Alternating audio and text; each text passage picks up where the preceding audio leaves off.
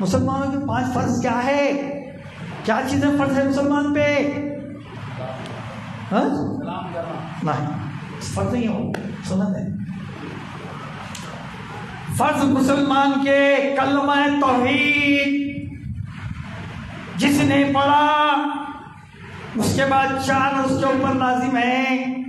جو کلمہ توحید نہیں پڑھا اس نے مسلمان نہیں، جو مسلمان نہیں اس کے دوسرے کیا فرائض اس پر واجب ہوں گے؟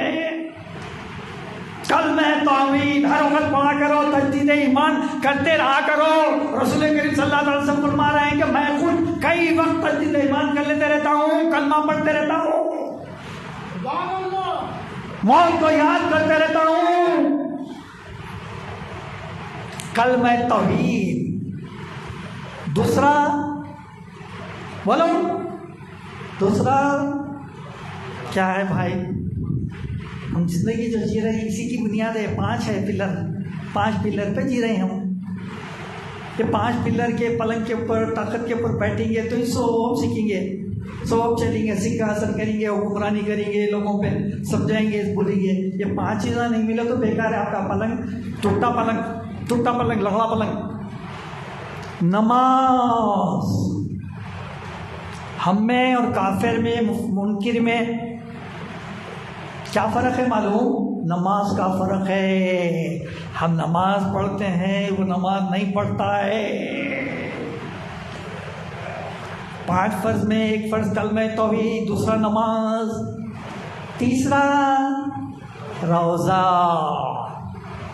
یہ رمضان استقبال کرنے والے، اب ہم سب مل کے کریں گے، استقبال عہد کریں گے۔ کیا کروں سوچ کے کچھ آیا بول دیا، کچھ چھوٹی باتیں بولا، کام کی باتیں بولی۔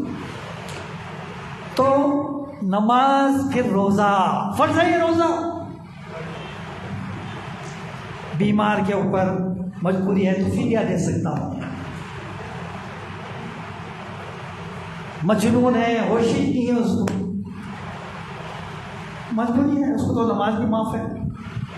مجنون ہے، سیدھا رہ سکتا، نہ لیٹ سکتا، نہ بیٹھ سکتا، نہ بات کر سکتا۔ رعایتیں دی ہے اللہ نے، اللہ کے رسول نے، ہمارے اسلام نے۔ نماز، روزہ۔ اب اور ایک بات آ رہی، 2 باتیں اہم ہیں۔ یہ 2 باتیں جن کے پاس پیسہ ہے، دولت ہے، ان کے لیے ہے، لیکن ان کے لیے لازم اور فرض ہے۔ یہ 3 تو ہم سب پہ فرض ہے، کرنا ہی کرنا ہے۔ اور اللہ ان چیزوں پر عمل کریں گے، یہ عہد کرنے کے لیے، رمضان کا استقبال کرنے کے لیے ہم یہاں پہ آئے ہیں۔ اللہ یہ ہماری التجاؤں کو، ہماری دعاؤں کو قبول کر لیجئے میرے مولا۔ ہم کو رمضان ایسا نصیب فرما دے، ایسا نصیب فرما دے کہ ہماری ماضی کی تمام گناہ معاف ہو جائیں، آنے والی زندگی گناہوں سے پاک ہو جائے۔ نہ صرف ہماری بلکہ ہمارے اہل خاندان کی، ماں باپ، بھائی بہن، بیوی بچے، پاس پڑوسی، سارے ملت اسلامیہ کے گناہ معاف ہو جائے اور آنے والی زندگی گناہوں سے پاک گزر جائے۔ ایسا استقبال کرنا چاہتے ہیں میرے مولا۔ یہ استقبال رمضان کے لیے ہم جمعے کے روز خصوصی طور پر انتظار کرنے بیٹھے ہیں۔ اللہ، یہی ہے نا مطلب؟ بولیے یہی مقصد ہے نہیں کرنے کا؟ کچھ کام کر رہا ہوں کیا؟ کبھی مسجد غوثیہ گلشن کی تعمیر کے لیے چندے کی میں نے اپیل کی ہے؟ میں انشاءاللہ لائق علی کی حیات دے گا اللہ تو میری موجودگی میں اور جو بچے ہوئے کام میں کر دوں گا، نہیں تو میری اولاد کو وصیت کر کے جا رہا ہوں آپ کو گواہ بنا کر، جو میں نے سوچا ہے وہ میرے کام، میرے پاس جو پیسے آ جائیں گے میری اولاد کھڑے رہ کر یہ کام کر دے گی، اس کے بعد جو بھی ذمہ دار سمجھیں گے ان کے حوالے کریں گے، ہم نہیں رکھ لیں گے۔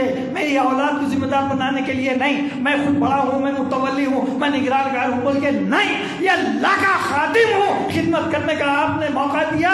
یہ مسجد کے صدقے طفیل میں اللہ نے مجھے بہت کچھ نوازا، اللہ شکرانہ ادا کرنے کے لیے آتا ہوں میں یہاں پر۔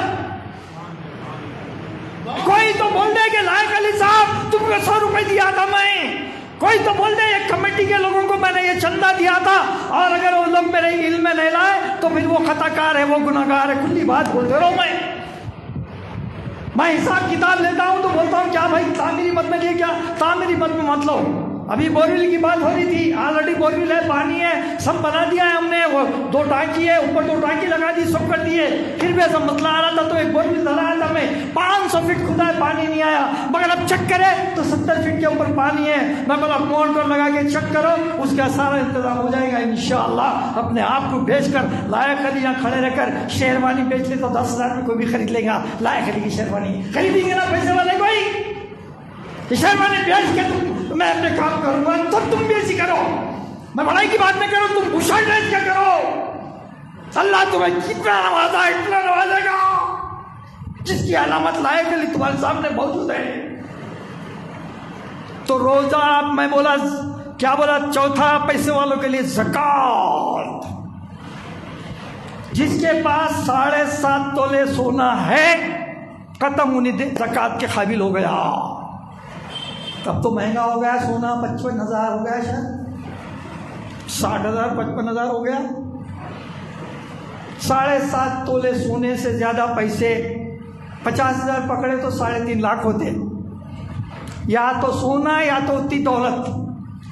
جس کے پاس آ گئی انہیں 2.5%، 1 لاکھ کو 2.5%،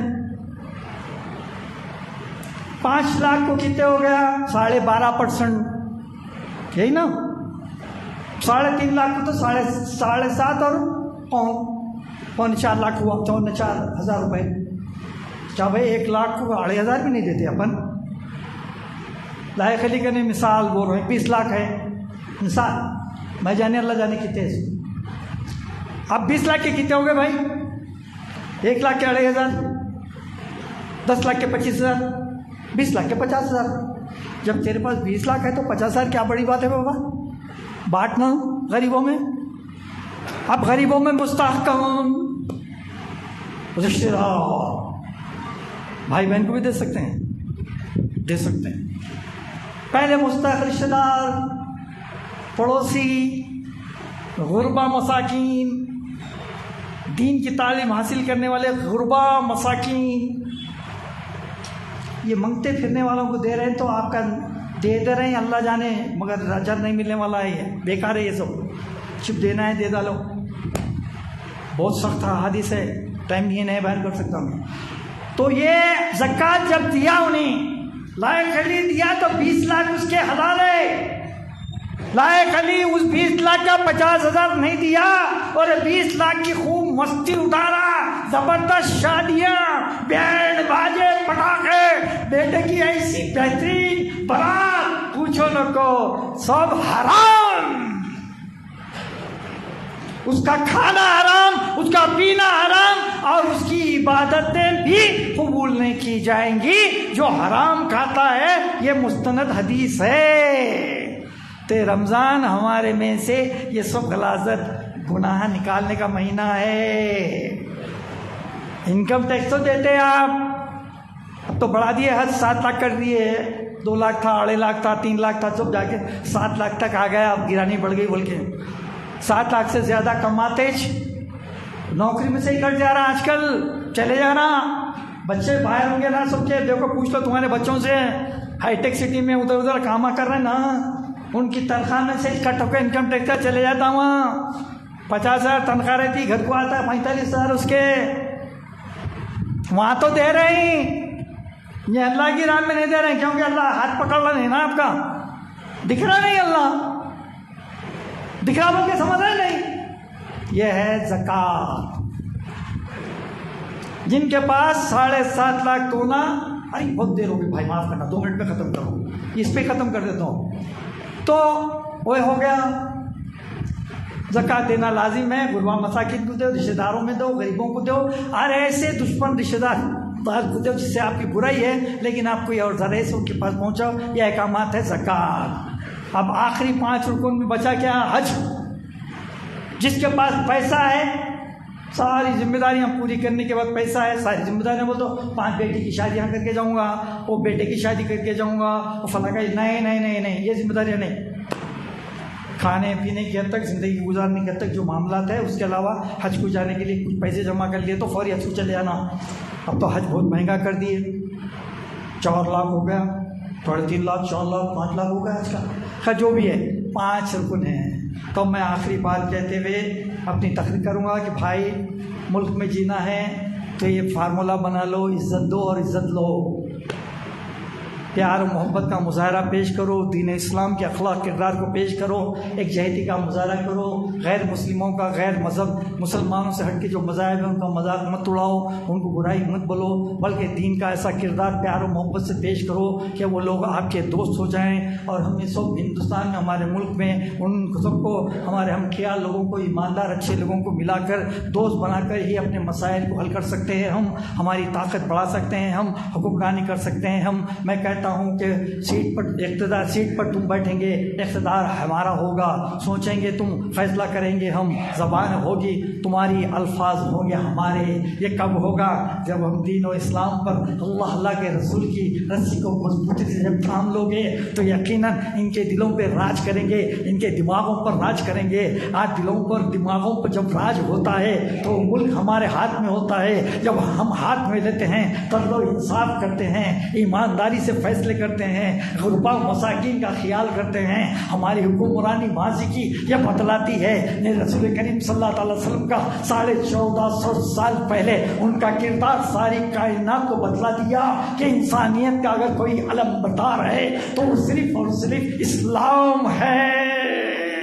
میرے رسول کریم صلی اللہ علیہ وسلم کا کردار ہے، سنت ہے، اس سنت کو اپنا کر ہمارا ملک میں نام روشن کرنا پڑے گا۔